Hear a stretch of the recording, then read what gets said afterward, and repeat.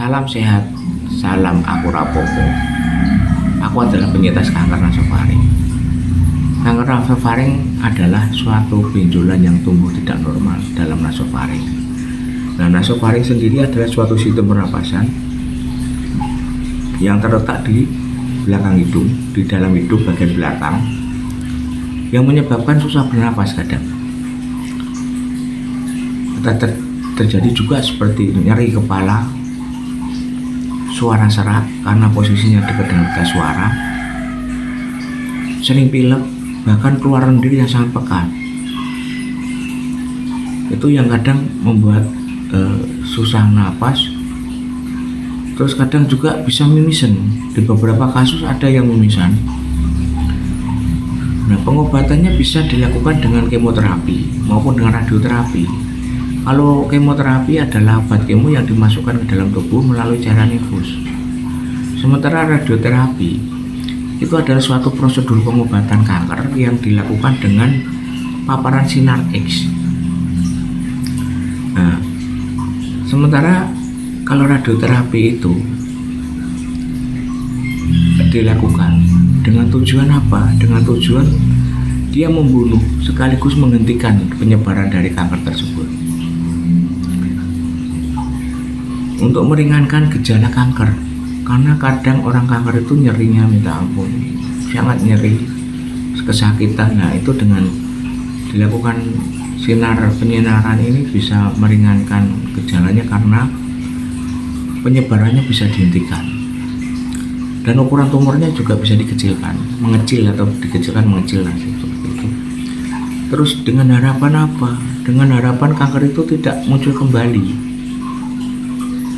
Karena suatu kanker itu bisa muncul kembali di tempat yang sama maupun di tempat berbeda.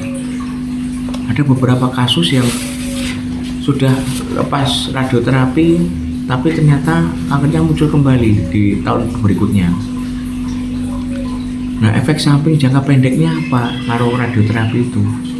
Radioterapi itu efek sampingnya dalam jangka pendek itu seperti mual, muntah. Itu sering terjadi pada pasien yang kanker hati, ginjal, usus, bahkan juga terjadi pada pasien yang dilakukan penyinarannya itu di area kepala dan leher, seperti kanker nasofaring ini. Itu dilakukan penyinaran di area kepala dan leher.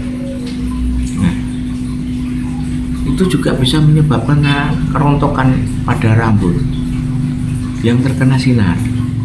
Kalau di area muka, kepala, leher itu berarti kan alis, rambut kepala, jenggot, kumis, ya itu biasanya rontok, akan mengalami suatu kerontokan. Terus kadang itu bisa membuat kulit kusam kering seperti itu. Bahkan ada yang beberapa kasus dilakukan penyinaran di leher itu, lehernya kulitnya melepuh, kayak seperti luka terbakar. Bisa terjadi seperti itu efek sampingnya memang. Terus kadang ada juga penurunan nafsu makan menurun. Ada juga yang mengalami lemas, badannya itu lemas, terasa lemas, tidak bertenaga, kecapean, ya gitu, seperti itu. Nah, kalau terjadi penyinaran di area muka atau kepala dan leher, itu biasanya terjadi sariawan. Bahkan sering, beberapa kasus itu sering kalau penyinaran kanker nasofaring itu muncul sariawan, itu sering terjadi begitu. Terus produksi air liur menjadi sedikit, bahkan kering,